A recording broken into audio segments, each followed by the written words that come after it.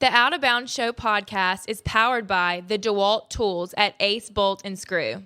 Visit acebolt.net for a location near you. WRKS Pickens Jackson. All systems go. Live from the Whiskey 61 Lounge inside the Bank Plus studio. This is Al Warden. Live in the studio. It's the Out of Bounds Show with Low Bounds. Streaming live worldwide on the Out of Bounds radio app. And on your radio at ESPN 105.9. All set? Let's go. The Zone.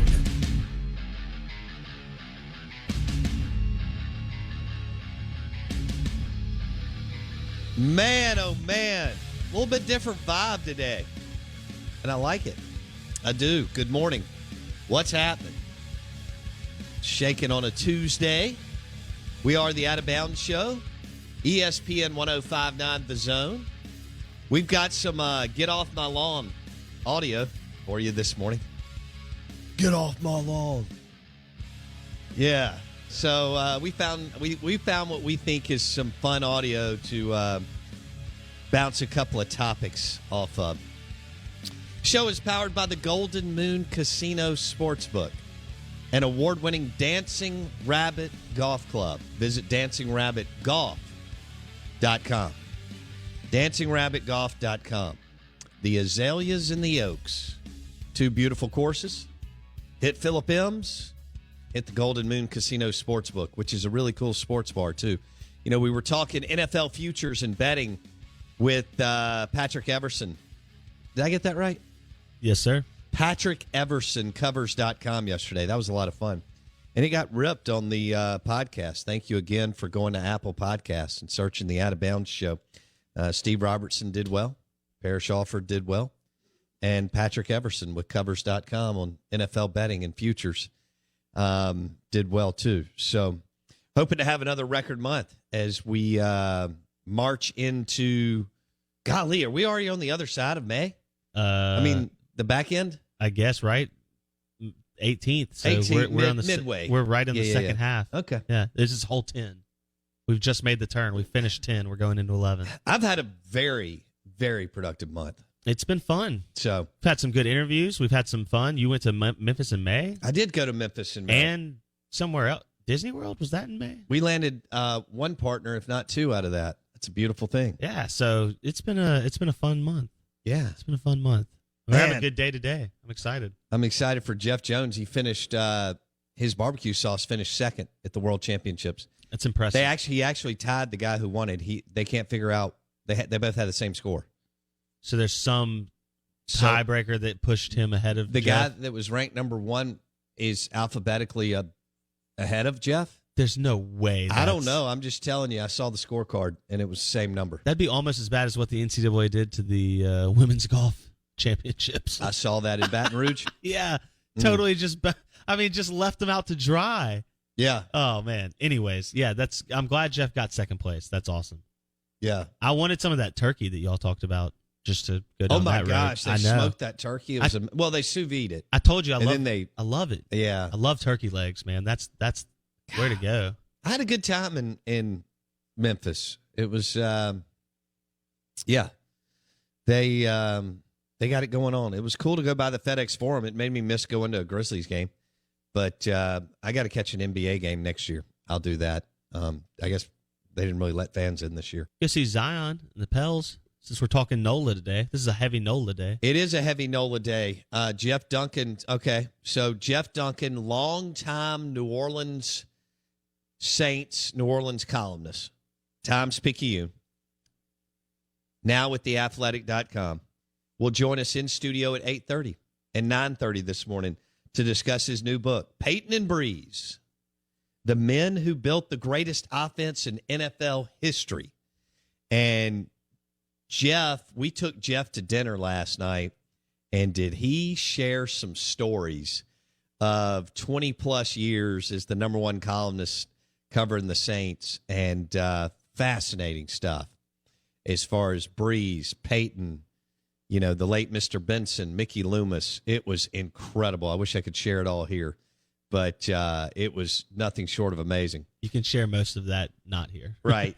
And also, but Jeff Duncan will join us at 8:30 and 9:30 on the show to talk to discuss Brees and Payton and what it was like to write the book and sit down with two very successful men who totally, there was a paradigm shift, Blake, in New Orleans and changed the trajectory of the franchise, the business, the city. The city. I mean, absolutely. think about the hundreds of millions, if not well over $1 billion now, if you want to take the 15 or 16 seasons, that those two guys, along with Mickey Loomis and some others, kind of drove into that market. I mean, it totally revitalized New Orleans at a time when they were devastated post-Katrina to go to a whole nother level that I don't know if we thought the city would go to, between the quarter warehouse district going into Midtown and Uptown.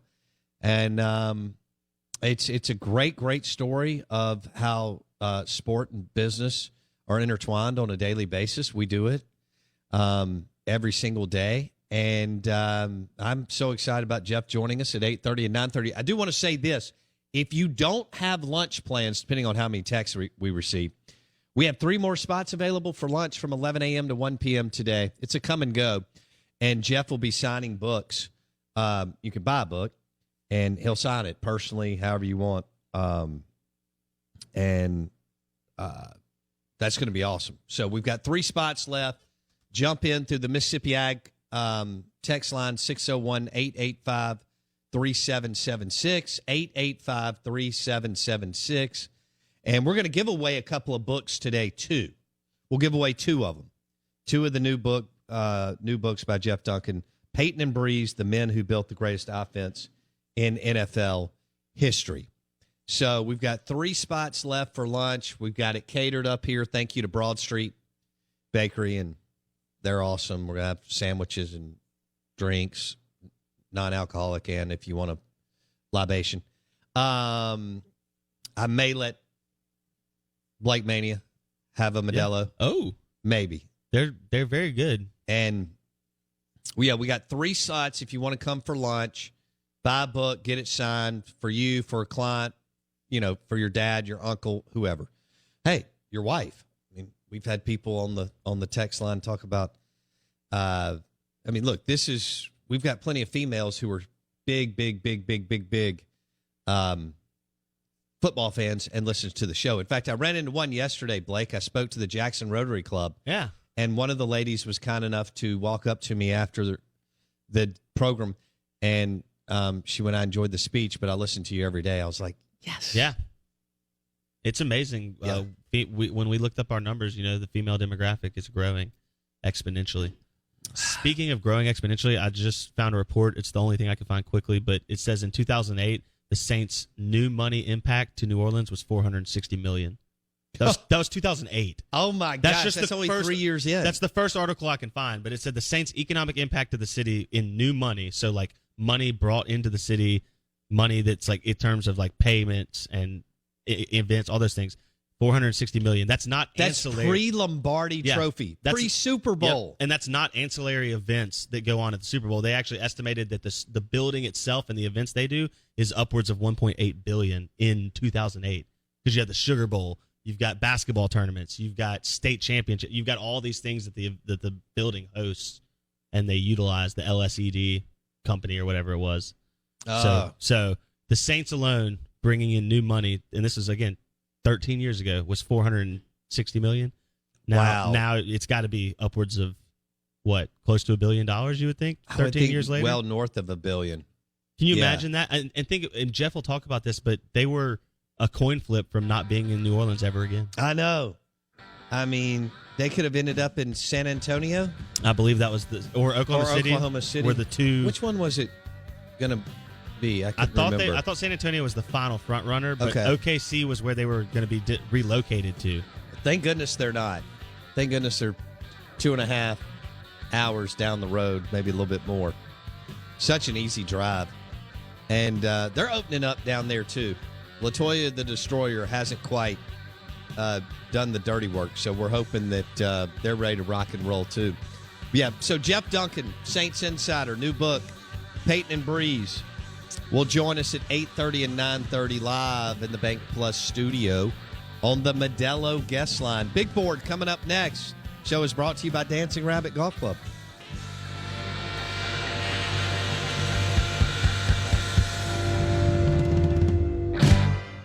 The Out of Bounds Show podcast is brought to you by Boar's Head, premium meats, cheeses, and hummus. Boar's Head, compromise elsewhere. What's on the big board? Oh, man. Good morning. The big board is brought to you by Mississippi Sports Medicine and Orthopedic Center and their new surgery center and clinic, Lakeland Drive, Flowood, to go along with their longtime location, Fortification. You can visit MississippiSportsMedicine.com if you have an orthopedic hiccup or need a number, address, and so on. MississippiSportsMedicine.com. We're live in the Bank Plus studio. Jeff Duncan will join us 8:30 and 9:30 today. Long time Times-Picayune columnist, New Orleans Saints insider, now with theathletic.com, a really good site. And he just wrote a new book, Payton and Brees, the men who built the greatest offense in NFL history. We have 3 spots available for lunch after the show. And so we're going to open those up. 3 spots. You can send us a text on the Mississippi Ag John Deere Tractor text line, 601-885-3776, 885-3776. And we'll try to get you in.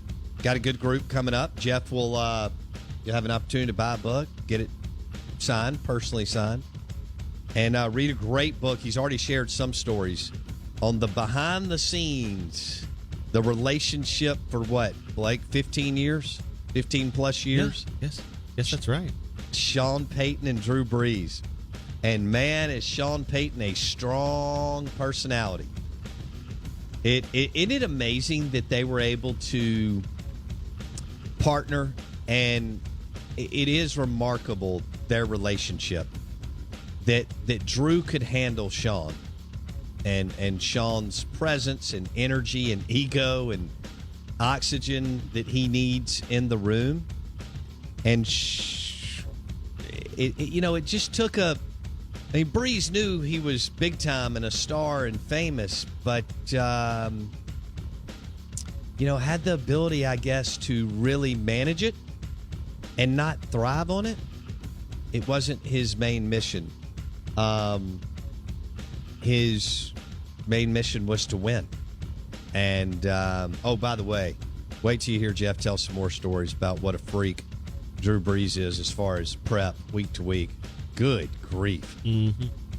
The story that he shared with us 2 times ago when he was on the phone, when we first got him on about this new book, where he said they spent an extra hour planning for one variation, like the 45th variation of one play that a team had run one time in like preseason. And Drew was like, I have to be ready for it. And it never came up in the game, but they spent an extra hour preparing for this one variation of one play. I mean, that dedication is... You don't teach that. That's ingrained, no, maybe innaturally in you. I don't want to call it natural. That's kind of otherworldly.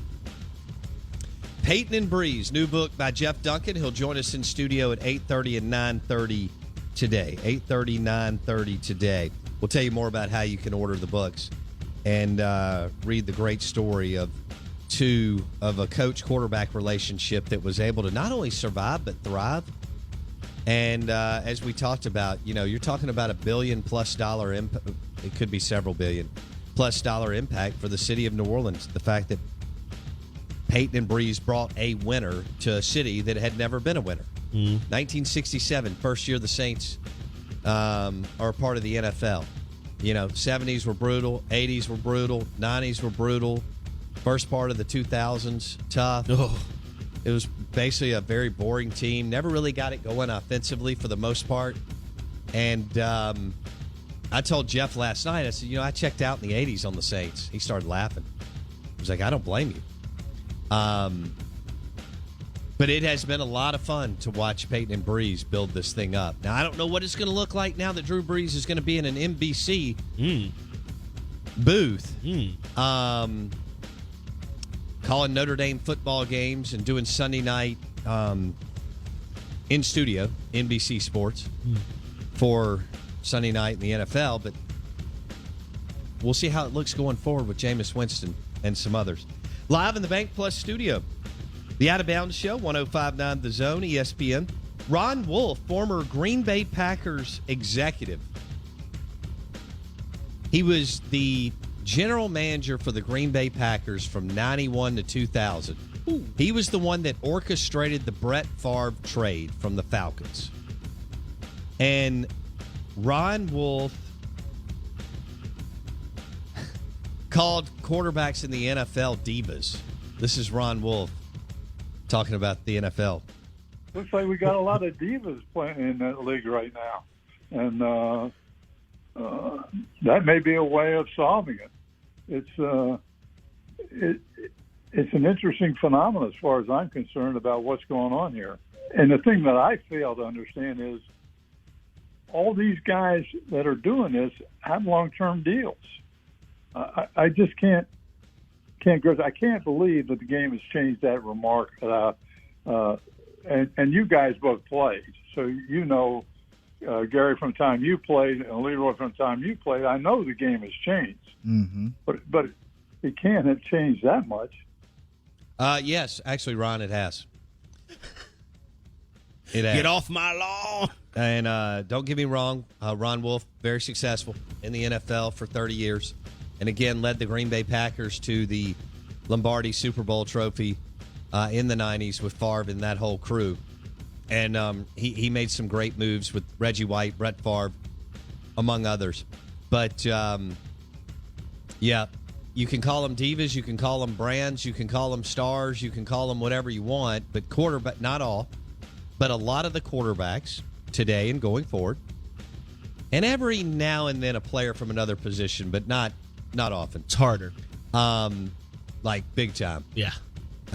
But today going forward, quarterbacks who are really good to great, if they want to say, then they're going to have one. It's just part of it. And for him to come out, and that's in reference to Aaron Rodgers, was that discussion. It sure is. So I mean, he called Aaron Rodgers a diva. He goes on to say in another clip about, you know, when he was running football teams, quarterbacks were hired to do a job. And I laughed. I told you when we were listening to this before the show, what did I say? I said, isn't that an interesting word choice? Hired? I said, who says football players are hired to do a job? Like, we don't talk about quarterbacks that way anymore because quarterbacks are a different breed. They're not it's almost like you're lucky to have the quarterback, not the other way around. It's a partnership. Yeah. And there is a difference. And I agree. When he got Brett Favre, there wasn't a partnership. No. It wasn't built that way. No. But the last 20 Joe years, Montana with the San Francisco 49ers. Troy Aikman was just He's a quarterback. player on the roster. Yeah, John Elway with the Broncos. And Jeff talked about how even Sean Payton now sometimes. in the NBA, Magic Johnson had his coach fired after year one. Yep. Jordan had his coach fired. Kobe ran Shaq out. LeBron's run out of coach before, so I mean, more than one. Yeah. And so their stars have say. But it's a different league. The NFL was never built that way. The NFL was always more buttoned up as a business, and that's what he speaks as someone who talks like a CEO managing 1 million employees. He doesn't speak like someone in a relationship. He speaks like a guy who started in the NFL in 1960s, which he did. He did. He spent 24 years with the Oakland and Los Angeles Raiders. Al Davis with the Raiders. And that makes sense because Al treated his players the same way. Yeah. Now, Al loves stars, okay? But the late Al Davis was the owner of the Oakland Raiders / Las Vegas. Now his son runs them. But just win, baby, win. Just win. They haven't won in a long time. No. Is it Jim Plunkett? Well, Philadelphia Eagles against Ron Jaworski? I remember that Super Bowl as a kid. Is that right? The Tuck rule. That's the last time I remember the Raiders having a big game. Kind of relevant? Yeah. Okay. And that was 03 or 02, something like that. Was that 82? 83? Jim Plunkett, what a great story out of Stanford. And Jaws, Ron Jaworski with the Eagles, right? That was Dick Vermeil and the Eagles against Tom Flores and Jim Plunkett. with the Raiders. Raiders. Was that the Raiders' last Super Bowl title? Ronald Reagan's first term in office? Holy Mary Olzap. Good morning. Welcome in. The Out of Bounds Show, ESPN 105.9 The Zone, brought to you by Mosquito Joe. Make outside fun again. Jackson.mosquitojoe.com. Mosquito Joe.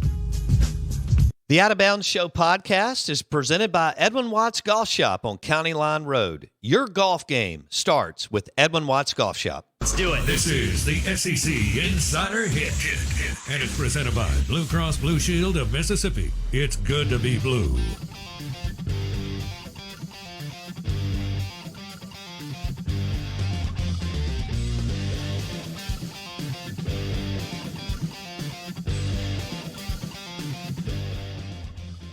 Oh, good morning. What's happening? A lot. We have a lot going on. Holy smokes. We'll have Jeff Duncan in studio, longtime New Orleans Times-Picayune columnist. He's been covering the Saints for over 20 years.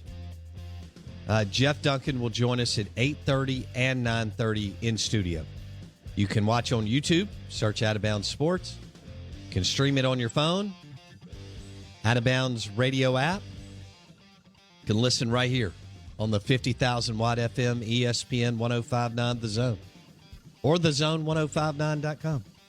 Jeff Duncan will join us at 8:30 and 9:30 live in the Bank Plus studio. And he'll tell us more about his book, Payton and Brees, the men who built the greatest offense in NFL history. Excited to have Jeff in studio. We had a great dinner with him last night, and he shared some great stories. He's got a piece coming out on Arch Manning. Hello. Anybody know who that is? Arch Manning? Ever heard of him? Does he play soccer? Of course, he's at Newman High School. Archie Manning's grandson, Cooper Manning's son. And Jeff is, close to that group. He'll have a piece coming out on Arch Manning's recruitment and how that could look. You thought the Shea Patterson recruitment was big in this state, and that's the only guy we've ever had on it in high school. Just buckle up, baby. Buckle up. Here we go. Ole Miss, Texas, Clemson, and we'll see who else. But that is going to be, well, first of all, super duper delicious for this show because it's going to give me content for days. And Payton decided to go to Tennessee. Ooh, woof. Eli wrote his own legacy in Oxford and goes to Ole Miss.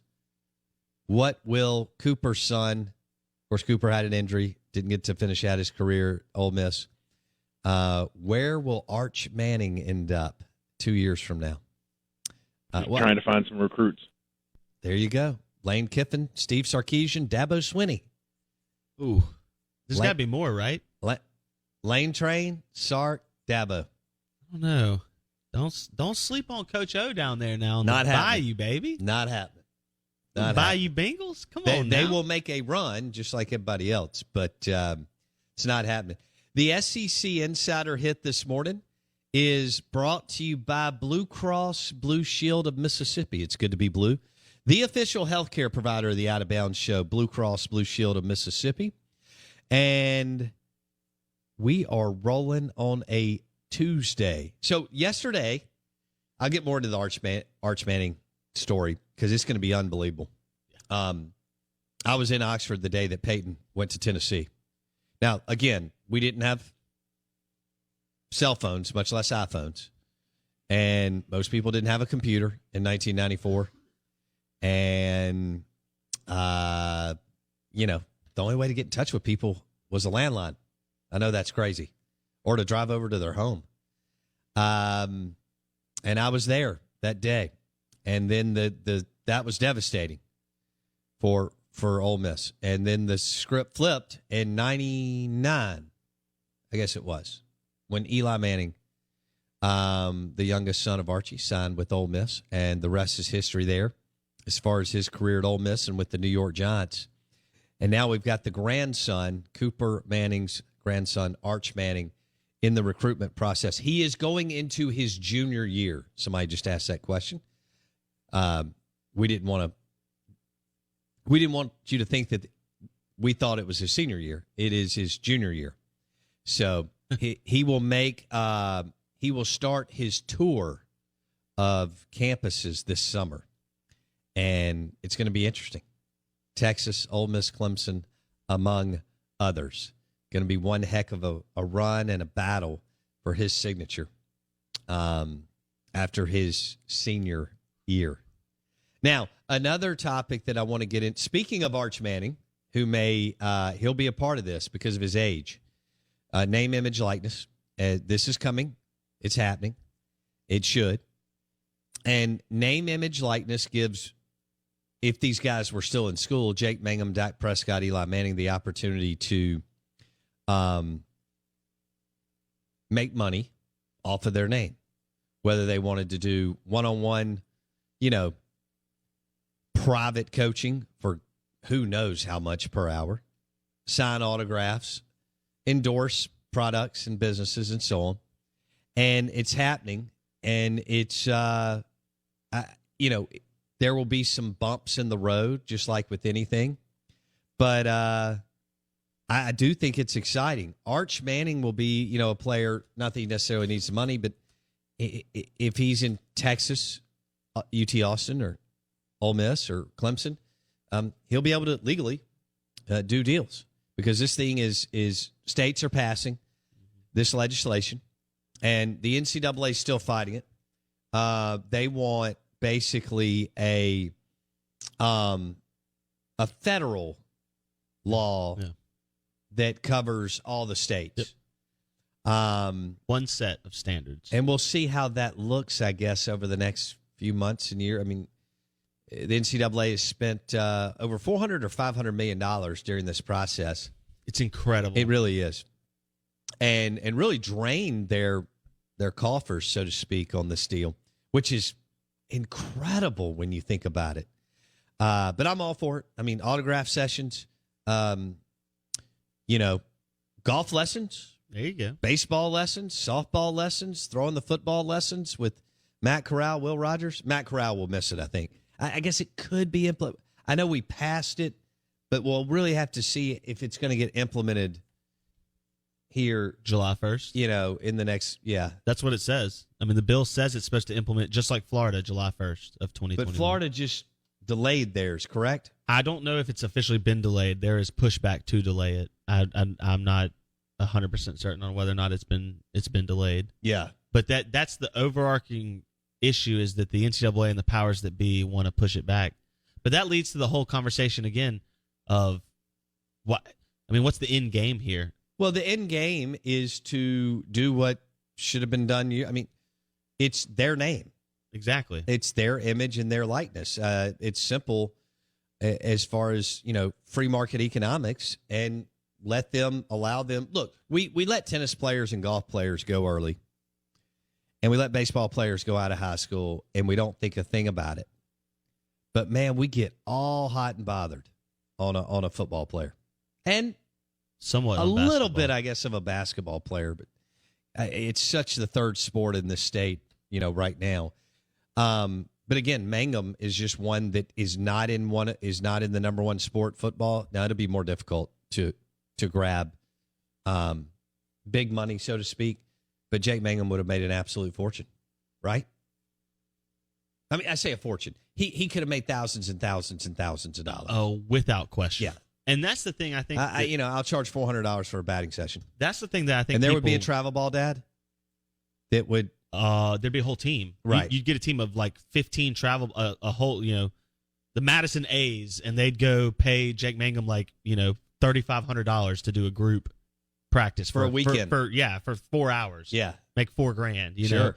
I think it's what I think people always focus on with the NIL is this idea that Arch Manning is going to sign with Acura of Austin for $60,000 out of high school so that they get him to Texas, right? That's what people think the NIL is going to be. Right. When in actuality, it's just the opportunity for people to be paid a value for whatever value they bring to the table for any given context, right? Right. So like you said, whether it's practices, which makes sense, that's a practical way to get paid. You're actually working. You're not even doing an endorsement deal. That's you're just doing a job. You're just practice. You're hosting a practice. From that over to Dak Prescott doing, a car dealership in Starkville. That'd be the high end. That's a real opportunity for a quarterback. But 99% of these players are going to be doing work to get paid, not just be signing a deal for some dealership.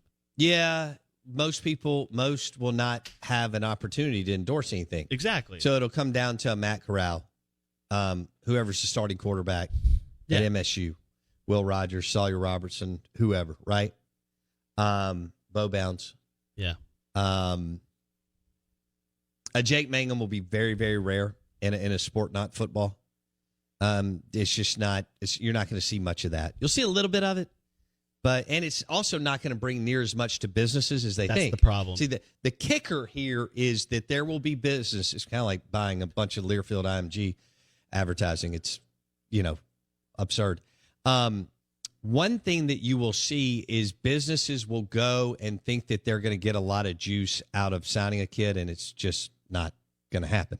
But I'm all about autographs, having the opportunity to private, coach one-on-one and that kind of stuff. And there'll be some other things, YouTube and whatnot. I mean, if you get a real star, like an Arch Manning, like a big-time recruit that turns into a great player at the quarterback position, who knows where it could lead? I don't know. And I think you'll see some other positions get opportunities, but like you said, the premier stuff that we think in our head is like, oh, Alabama's going to pay all these kids to come. Well, they're already signing the number one class. I don't have to pay anybody. They're going to sign them. That was my counter. So when I hear, Bama, why are you worried? Bama's already signing the number one class. How do they get any better? Yeah, I mean, what is after number one? What's Georgia going to do? They're going to move from 3 to 2, 2 to 1. I mean, does it matter? No. Obviously, Bama, among many other schools, are already taking care of kids. Okay, but to say that, Bama can only sign so many players. Yeah. And so this idea that I guess there's another level, I don't think there is. They're already number one in Ohio State and Georgia. They have solidified themselves as, blue blood recruiters that are going to land top 5 classes unless things like totally unravel for some reason. I mean, even Eddie O signs a top 5 class for the most part. Texas has been a top 10 recruiter, and they've been awful for 10 years. I mean, the schools that signed are going to be the schools that sign. Tennessee signs top 15 classes. They haven't won a meaningful game in 15 years.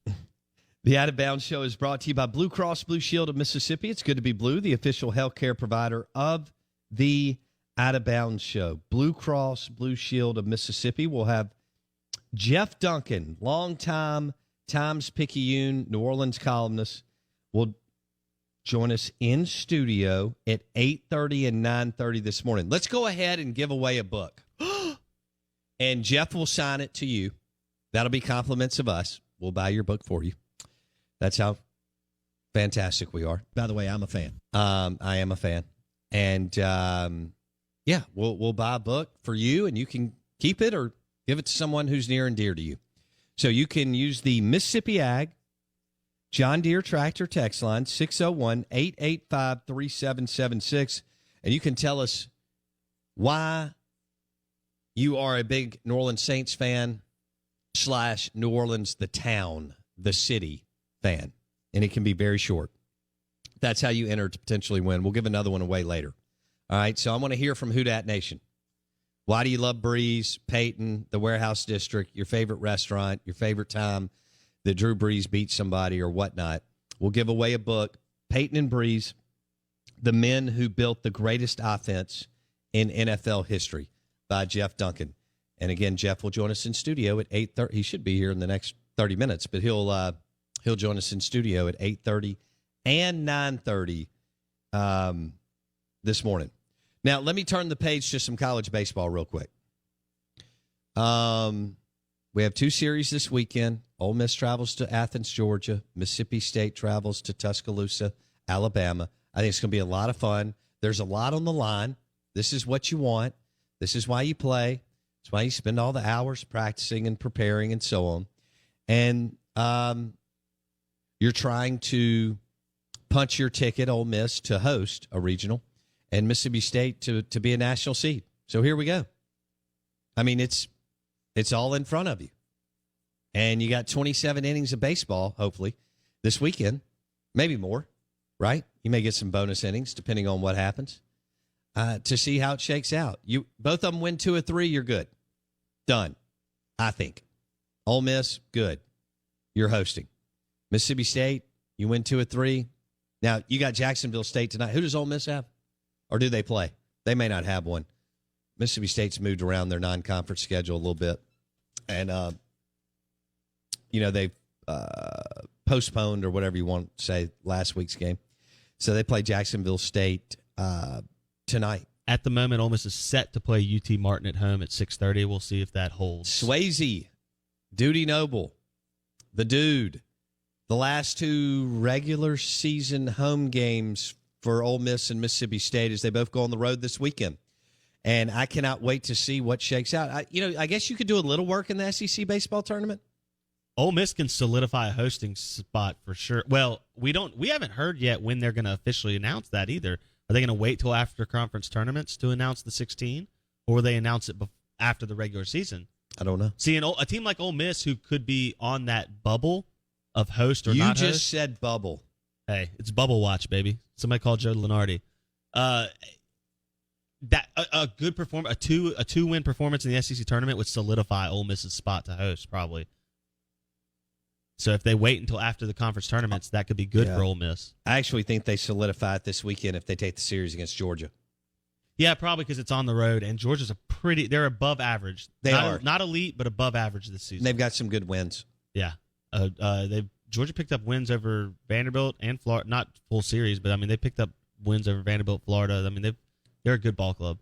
Boy, Mississippi State doesn't need to go to Tuscaloosa and fall on their face. Give me your thoughts, confidence meter. Where are you right now on Mississippi State walking into Alabama? And taking 2 or 3? Yeah, confidence meter. Like 1 to 10? Sure. Okay. 7? Honestly, that's probably more than I thought you were going to say. Okay, 6 to 7. You've been. I'm not going to call you I've been a negative scratching Nancy. this around for 8 weeks. Correct. I've been asking questions that you've kind of passed on. Steve, to a certain extent, has passed on. I've been asking just questions. Hey, I understand they're winning. You cannot take that away from them. They have won a ton of ball games. Yeah. They have done what they need to do in conference play. It's a weird deal. Like, they're good, but they're it's tough to put your finger on. Kyle says I'm right. I had no idea that Sarantola, McDonald, Hatcher, among others, would not even be a part of the process. Yeah. This year, that I didn't even name. There's 3 more that I've forgotten. If you would have told me, that, I'd have been like, wow. So maybe I should be looking at it like Lamonis Gotro and Foxhall have done an amazing job. Maybe at the end of the day, this was really a rebuild, and they're sitting there at 36 or 37 wins, and that's just kind of a coaching staff grit thing. Do I think that they're like overly talented? I don't. Where would you put this in fact, I think you think the lineup is more talented than it is. I think it has potential. I think there are people who have that talent potential and they're not performing. Cam James has shown you flashes. And I think some are who they are. Well, and that could be true. But a guy like Hatcher, we've seen play 10 times better, and it's like this year, he's, like you said, he may as well not be on the team. I can't explain that. That's a good point. Baseball is weird. We always talk about it. Weird, funky, and fickle. Yeah. But I can't put my finger on Ole Miss. Ole Miss has got the best starting pitcher in the state, Nick Hazey. To me, there's days where I think Ole Miss is better. There's days where I think Mississippi State is better. But yet, to speak to that, Ole Miss has had trouble winning series, and State has won the series for the most part this year, and you go, well, that doesn't make sense. It doesn't fit what my eyes feel like they're telling me. Because I think you've, this whole season, felt like Ole Miss was the better program. No. That's not right. The better club than State. More talent. more talent. Who do you feel like is prepared for their regional better right now? I don't know if there's either one has an edge on the other. I mean, I just think there's so many question marks. They could both run through and win a regional and a super. They're more than they've just gone through the Southeastern Conference. They both won a ton of games. So they both could get to I mean, you're not worried about that. If I left the country and you called me several weeks from now and said one or the other made Omaha, I'm not going to be floored or shocked. Coastal Carolina, Fresno, we have teams that somewhat come out of nowhere that should have less talent than these two teams. Yeah, right? that have the ability to get hot and the matchups are right, and all of a sudden they end up in a super or Omaha. So it'll be fun. Mississippi Ag, John Deere Tractor text line. Actually, it's going to be wild. This weekend's going to be intense in the state. People are going to be on the edge of their seats streaming the games and listening to the games because bottom line is we're committed, and the postseason is around the corner, and people want to host, and they want to put themselves in the best position to go to Omaha. Who's going to step up or who? And Bama and Georgia have players. They may not be dominant programs, but they have players, plenty of players, and they have enough players to beat you. Because in baseball, again, who knows who's going to be on the hill that day on the bump, and what they have may be, the right cocktail to sit your lineup down on a consistent basis. So this is going to be a very, very intense weekend watching Hail State baseball and Ole Miss baseball, which I love. It's good for the show. Yeah. It means Monday will be wild. Yeah, well, there's more weight than I think either of us thought would be on this weekend maybe 3 weeks ago, right? Yeah. Because Ole Miss won over – like if Ole Miss gets swept by Vanderbilt or loses 2 or 3, this weekend's not as impactful because we may feel like their future's already written. Same could go for State. If State sweeps Missouri like they probably should have on paper – not probably – they definitely should have on paper – then – we're not even having this series doesn't matter because they've already locked up the national seed. But because both teams did what they did, now this last weekend matters more than we ever thought it would. And Ole Miss's win on Sunday helped Mississippi State. Incredible. It moved. State lost 2 games and moved up in the RPI. That's why RPI is the dumbest thing in the world. It's such a poor formula. You can't lose 2 games and move up. That's crazy talk. Well, they did. They did. Welcome to college baseball. Hey, I can't wait to see what the stadium capacity is for the two. I think both are going to host a regional minimum, okay? That's my opinion. Mississippi State is definitely hosting a regional. Correct. And Ole Miss is right there. So let's just start with the regional, which is a big deal for Starkville and Oxford. 4 days. Yeah, it's 4 days of a lot of good stuff going on. You thinking they might push some numbers? Well, the NCAA is so weak. And it's not a rule. The PC, political correct stuff is, It was just a suggestion. I hope they throw a monster number out there as far as stadium capacity. And that way the net 50% is a big number so that your Mississippi State alums and donors and your Ole Miss alums and donors, those that want to go, can go up there and celebrate kick-ass baseball and how hard these kids have worked to put themselves in this position 27 games into a brutal SEC schedule. And we got 3 more on the line this weekend. And I think I may have been wrong last week. The SEC baseball tournament is going to mean something because Lamonis and Bianco are still trying to develop some kids and get some kids to, some valuable playing time so that maybe it's 1 at bat, 1 inning pitched in the regional or super regional that could be the difference in you advancing. Hour number 1 in the books, the Out of Bounds Show, brought to you by Mosquito Joe. Make outside fun again.